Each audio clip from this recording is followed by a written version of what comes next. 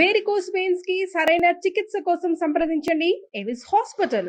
నమస్కారం, welcome to Suman TV. నేను గీతాంజలి. ప్రస్తుతం మనతో పాటు ఇస్కాన్ నుంచి ప్రణవానంద ప్రభుజీ ఉన్నారండి. ప్రభుజీ గురించి ప్రత్యేకంగా చెప్పాలా, వారు చెప్పేటువంటి మాటలు ప్రత్యేకంగా కృష్ణ భగవానుడు గురించి, అలాగే వారి లీలల గురించి కావచ్చు, ప్రత్యేకించి కొన్ని లైఫ్ లెసన్స్ అనేవి చాలా మందిని వాళ్ళ జీవితంలో డౌన్ అయిపోయినటువంటి సిచ్యువేషన్స్ నుంచి బయటికి రాగలిగాము, అక్కడి నుంచి మేము బయటపడ్డాము అని చెప్పారు. అలాగే ప్రతి అంశం పైన మనకు అర్థమయ్యే రీతిలో వివరిస్తూ ఉంటారు. ఇందులో భాగంగా వారి గురించి తెలుసుకోవాలి, వారి దినచర్య ఏంటనేది కొంతమంది ప్రశ్నలు అడిగారు కామెంట్స్ రూపంలో. అలాగే మీరు ఏవైతే ప్రభుజీ గారి గురించి తెలుసుకోవాలి, వారి మాటల్లో విందామని అడిగారో అవే ఇవాళ ఇంటర్వ్యూలో మనం మాట్లాడబోతున్నాం. ఇంకా ఆలస్యం చేయకుండా ప్రారంభిద్దాం. హరే కృష్ణ ప్రభుజీ. హరే కృష్ణ. చాలా సంతోషం మళ్ళీ కలవటం అనేది. చాలా బిజీగా ఉన్నారు ఈ మధ్య. అయితే అటు ప్రవచనాలు, ఇటు ఇంటర్వ్యూస్ అన్ని కూడా. ముంబై వెళ్ళి ఆశ్రమంలోనే, ఆశ్రమం దగ్గరే. మళ్ళీ ఫారెన్ కంట్రీస్ టూర్ ఉందని విన్నాను. ఆశ్రమంలో ఉన్నాము. తర్వాత మా ఆదిలాబాద్ మందిరంలో బ్రహ్మోత్సవం జరిగింది, అక్కడికి వెళ్ళాము. దాని తర్వాత మళ్ళీ ఇక్కడికి వస్తున్నాము. మళ్ళీ దీని తర్వాత ధనుర్మాస, దాని తర్వాత మళ్ళీ గీతా జయంతి, మళ్ళీ జనవరిలో వెంకటేశ్వర స్వామి కళ్యాణోత్సవం జరుగుతుంది అనమాట దుబాయ్లో, అక్కడికి వెళ్తున్నా. దాని తర్వాత భద్రాచలంలో యాత్ర. భద్రాచలంలో మనం సుందరాకాండ హవనము, సీతారామచంద్ర స్వామి వారి యొక్క కళ్యాణం పట్టాభిషేకము, దాని తర్వాత అక్కడ శ్రీరాముడు రామ భక్తులు అనే శీర్షిక పైన ప్రవచనాలు జనవరి 17, 18, 19, 20 తారీఖులలో అక్కడ భద్రాచలంలో. దాని తర్వాత కుంభమేళ ప్రయాగ క్షేత్రం. అసలు ఈసారి చాలా స్పెషల్ ఉండబోతుంది ప్రయాగ క్షేత్రంలో మహాకుంభమేళ ఈ వచ్చే సంవత్సరం. కాబట్టి 12 years కి ఒకసారి వచ్చే కుంభమేళ అన్నమాట. అయితే అక్కడికి మౌని అమావాస్య, వసంత పంచమి రెండు షాహీ స్నాన్ అని ఉంటుంది అనమాట. షాహీ స్నానాలు ఉంటాయి. సంక్రాంతి, మౌని అమావాస్య, వసంత పంచమి, దాని తర్వాత శివరాత్రి, ఇలా 4-5 స్నానాలు ఉంటాయి. షాహీ స్నాన్ అంటారు. అందులో 2 షాహీ స్నానాలకి ప్రయాగ కుంభక్షేత్రంలో 2 months వరకు షెడ్యూల్ అంతా ఇలా ఫిక్స్ అయిపోయి ఉంది అనమాట. భగవంతుడి యొక్క సేవ, ఎక్కడ కైంకర్యం, ఎక్కడ ప్రజలకి మంచి విషయాలు చెప్పగలిగాము అనే ఒక ఉంటాయి. బట్ ఎప్పుడు ఎంత బిజీగా ఉన్నా మీకంటూ ఒక దినచర్య ఉంటుంది. ఎలాంటి ఎక్కడికి వెళ్ళినా కూడా మీ దినచర్య తెలుసుకోవాలని చాలా మందికి ఆసక్తి అండి. ఎప్పుడు ముందు ఒకసారి మాట్లాడినా మళ్ళీ అడుగుతూ ఉంటారు, అసలు ఎలా ఉంటుంది ప్రభుజీ గారి జీవితం? ఉదయం లేచిన దగ్గర నుంచి ప్రారంభిస్తే పడుకునే వరకు కూడా వివరించండి. దినచర్య ప్రొద్దున నుంచి కాకుండా ఒక రోజు రాత్రి నుంచి చెప్పడం ప్రారంభం చేస్తాం. మరి మేము ప్రయత్నం చేస్తాము ఒక రోజు ప్రొద్దున పూట సూర్యాస్తమయం లోపల ప్రసాదం తీసుకోవడానికి. ఒకసారి సూర్యాస్తమయం అయిపోయిందనుకోండి, ఏం ప్రసాదం తీసుకోం. అదొక నియమం. ఉదాహరణగా 6 అయితే 6 లోపల కాదు, మేము సాయంత్రం పూట ప్రసాదం 4:30కి తీసుకుంటాం. అయితే త్వరగా ప్రసాదం తీసుకోవటం. దాని తర్వాత రాత్రి మేము చేసుకునే ప్రయత్నం ఏంటి అంటే, అందరికి ఉపయోగపడుతుందని చెప్తున్నా, ఎంత త్వరగా వీలైతే అంత త్వరగా ఫోన్ పక్కన పెట్టేస్తాం.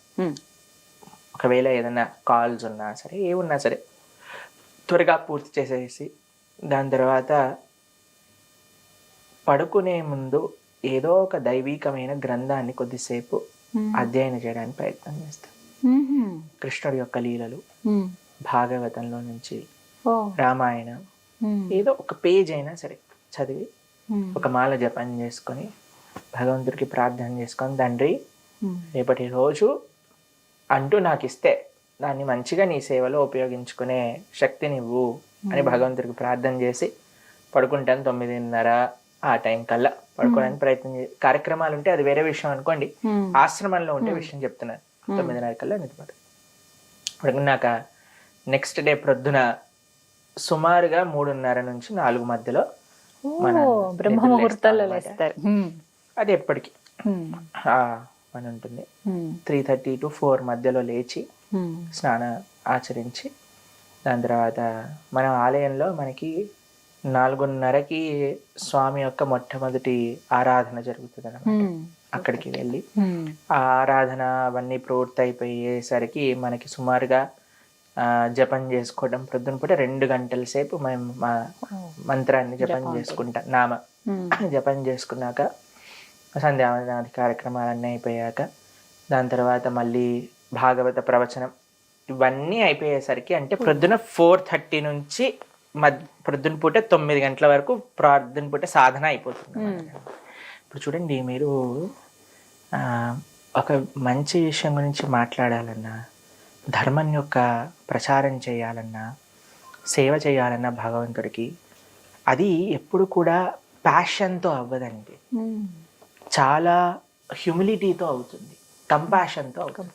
ప్యాషన్తో అవ్వదు, కంపాషన్తో అవుతుంది.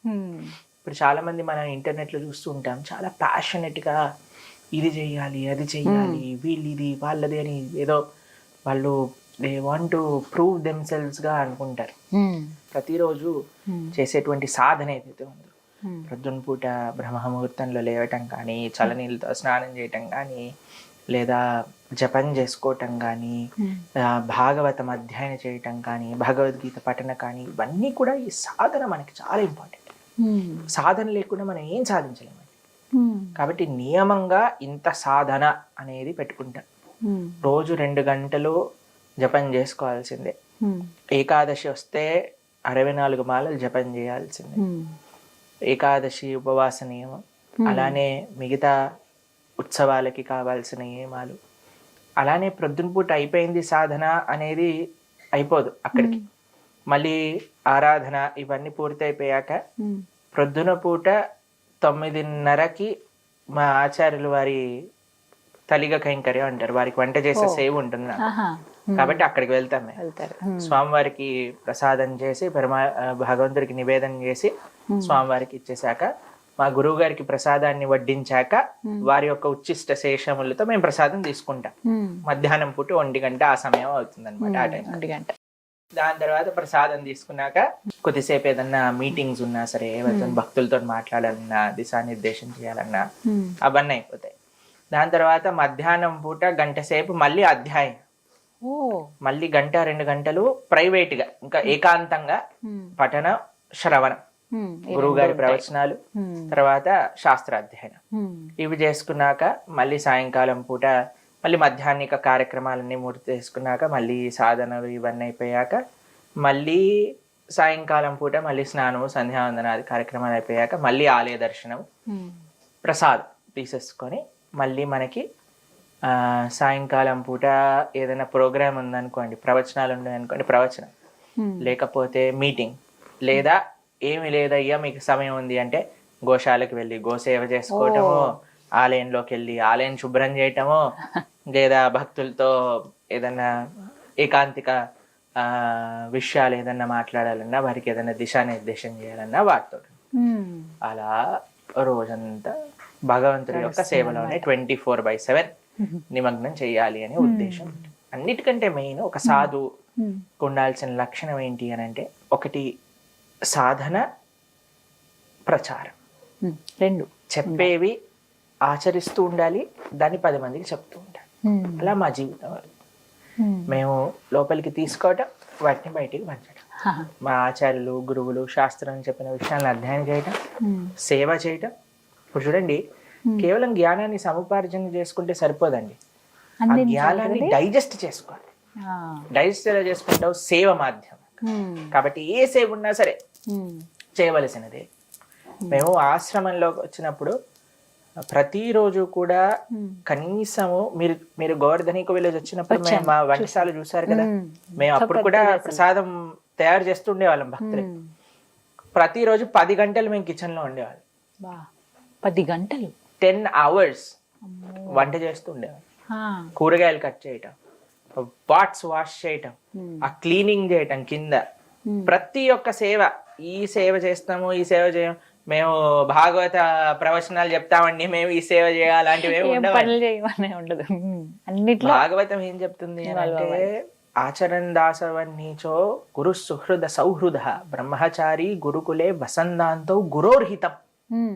ఒక సాధువు గురుకులంలో ఎందుకుంటారా, గురువు దగ్గర ఎందుకుంటారట అంటే, బ్రహ్మచారి గురుకులే వసంతాంతో గురోర్హితం.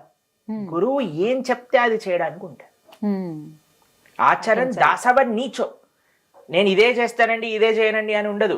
ఏ సేవ ఇచ్చినా సరే అది మహద్భాగ్యంగా స్వీకరించి చేయవలసినది. ఎందుకు? గురు సుహృద సౌహృద, గురువు గారితో ఆ యొక్క రిలేషన్షిప్ ని ఎస్టాబ్లిష్ చేసుకోవడానికి. కాబట్టి మా జీవితం అలానే గడుస్తూ ఉంటుంది. ఉన్న సేవ, ఎవరు ఏ సేవ చెప్పినా చేయటం. ఆహార నియమం ఉంటుందా ప్రభుజీ మీకు? ఆహార నియమం సాత్వికమైన ఆహారం స్వీకరించడం, తీసుకుంటారు. రోజుకి 2 సార్లు. మళ్ళీ మధ్య మధ్యలో తినటాలు అలాంటివి ఉండవు. అది కూడా భగవత్ ప్రసాదం, స్వామికి నివేదన చేసింది మాత్రమే. అన్నం కూడా అన్నం తింటారా ప్రభుజీ? రైస్ ఉంటుందా అసలు మీ ఆహారంలో? రైస్ ఉంటుంది, ఏదైతే వైదికమైన ఆహారం ఉందో అదే ఉంటుంది. అన్నం, పప్పు, కూర, చారు, చపాతి అంతే. చాలా సాత్వికమైన ఆహారం. సాత్వికమైన ఆహారం ప్రయత్నిస్తా మనం, అలా ఉండడానికి ప్రయత్నం చేస్తాం అన్నమాట. ఎందుకంటే మన మనస్సు, మన యొక్క వ్యవహారం అంతా కూడా మనం తీసుకునే ఆహారం బట్టి ఉంటుంది. కానీ డిస్ట్రాక్షన్స్ ఉండవా? యంగర్ జనరేషన్ మీరు, అంటే మీ ఫ్రెండ్స్ కానీ ఎవరైనా మాట్లాడినా, అమ్మా నాన్న ఎప్పుడైనా కాల్ చేసినా ఇలా వాళ్ళు గుర్తు రావటం, ఆ బంధాలు? మా అమ్మగారు ఫోన్ చేసినప్పుడు చాలా సార్లు ఏదో ఒక ఆధ్యాత్మికమైన డౌట్ ప్రకారంగానే చేస్తారు. ఇలా ఈ ప్రవచనంలో ఇది చెప్పావు, ఇదేంటి, ఈ బుక్ లో ఇలా రాసింది ఇదేంటి అని చేస్తారనమాట. కాబట్టి అమ్మగారితో నాన్నగారితో మాట్లాడినప్పుడు కూడా ఎలా ఉన్నారు, బాగున్నారా, మీకోసం భగవంతుడి కోసం ప్రార్థన చేస్తున్నా, ఏంటి సంగతులు, ఏమవుతున్నాయి, అలా. డిస్ట్రాక్షన్ ఏముందండి, తల్లిదండ్రుల యొక్క కృప వల్లే కదా ఆశ్రమంలో ఉన్నది.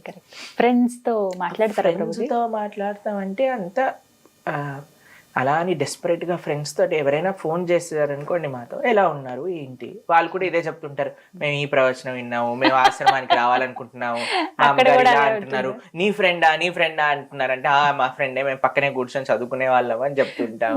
అలా మాకు తెలుసు ప్రణవానంద దాస్ అని అంటూ ఉంటాం. అలా ఏదైనా సరే అని. సాధువు ఏం మాట్లాడతారండి, ఆధ్యాత్మికమైన విషయాలు తప్ప. ఎవరైనా మాకు ఫోన్ చేసినా సరే వాడికి 2 మంచి మాటలు చెప్పటం, వాళ్ళ కుశలంగా ఉన్నారా, బాగున్నారా. ఎప్పుడైనా మీ ఫ్రెండ్స్ గెట్ టుగెదర్ ఏర్పాటు చేశారా, వెళ్ళారా అలా ఏమైనా సందర్భం? మేము ఇంజనీరింగ్ చదువుకున్నప్పుడు భక్తులందరూ కలిసి ఒక ప్రదేశంలో ఉండేవాళ్ళం అనమాట. అయితే కోవిడ్ ముందు ఒకసారి కాంచీపుర క్షేత్రంలో మేము అందరం కలిసి, ఎవరైతే ఒక సెంటర్ లో ఉండేవాళ్ళం అందరు డివోటీస్ కలిసి, వాళ్ళ గెట్ టుగెదర్కి వెళ్ళాను. కానీ అంటే ఫ్రెండ్స్, అంటే క్లాస్ ఫ్రెండ్స్ గెట్ టుగెదర్ అలా అయితే తెలియదు. కానీ కొన్నిసార్లు మా స్కూల్ ఫ్రెండ్స్ ఫోన్ చేస్తారు, మా టీచర్లు ఫోన్ చేస్తారు. మా టీచర్లు మన ప్రవచనాలకు కూడా వస్తారు, మన ప్రవచనాలు వింటారు. వాళ్ళ ఇంటిల్లి పాది అందరు కూర్చొని మన ప్రవచనాలు వింటారు, మెసేజ్లు పంపుతారు. మా స్కూల్లో టీచర్లు అందరూ మాకు మెసేజ్ పంపుతారు, మేము ఈ ప్రవచనం విన్నాం, ఇలా చెప్తున్నారు, వాళ్ళు అలా అంటున్నారు, అండ్ థ్యాంక్ యూ టీచర్ అంటే, మా అమ్మాయి ఇప్పుడు మీకు ఒకప్పుడు మేము టీచర్ చెప్పాం, ఇప్పుడు మీరు నాకు టీచర్ అయిపోయారు. ఎప్పుడైనా సరే మేము అలా విన్నప్పుడు మీకు చూడండి, మనకి కాదు కదా ఇచ్చే రెస్పెక్ట్, మనం భగవంతుని ధరించాం కాబట్టి వచ్చింది ఆ రెస్పెక్ట్. కాబట్టి ఎప్పుడు ఎవరైనా మమ్మల్ని ఏదైనా పొడిగాడు అనుకోండి, మేమంతా కూడా మనసులో కృష్ణ అర్పణ వస్తువు అని అనుకుంటాం. ఆయనకి మా గురువు గారికి, శ్రీల ప్రభుపాదుల వారికి. ఇప్పుడు చూడండి, ఒకసారి మీరు కొన్నిసార్లు ఒక ఊరేగింపు జరుగుతూ ఉంటుంది, పల్లకీలో స్వామిని పెడతారు. ఊర్లలో నుంచి తీసుకెళ్తున్నప్పుడు అందరు కూడా బిందెలలో నీళ్లు తీసుకొచ్చి ముందు నడిచే వాళ్ళ పాదాల పైన పోస్తుంటారు, అడిగినట్టుగా పోస్తుంటారు, పోసి దండం పెడతారు. ఎవరికి దండం పెడుతున్నారు, ఎందుకు దండం పెడుతున్నారు? అంటే పల్లకి పైన స్వామిని మోస్తున్నాడు కాబట్టి. ఇప్పుడు నన్నెందుకు పొగుడుతున్నారు జనాలు? నేను భగవంతుని ఆశ్రయించి ఆయన యొక్క మార్గంలో నడుస్తున్నాం కాబట్టి. కాబట్టి మన గొప్పతనం ఇసుమంత కూడా లేదు. We are just post Mann.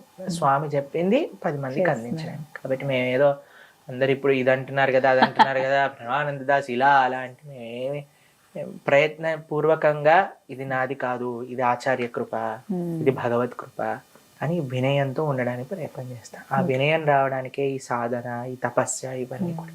But అది మీ మంచితనం ప్రభుజీ. ఇంతమంది ఉన్నా, అంటే మీరు వయసు చిన్నది ఉన్నా సరే, మీకంటే పెద్దవారు ఇంకా ఆఖరికి 80-90 ఏళ్ళ వాళ్ళు కూడా మీ ప్రవచనం కోసం ఎదురు చూడటము, వినటము, అది విని పరివర్తన చెందటం, ఇవన్నీ విన్నా కూడా నాకు భలే ఆశ్చర్యం అనిపిస్తూ ఉంటుంది. అది అదృష్టమే నిజంగా. స్వామి మిమ్మల్ని అలా ఏర్పాటు చేసుకున్నారా కృష్ణయ్య అనేది?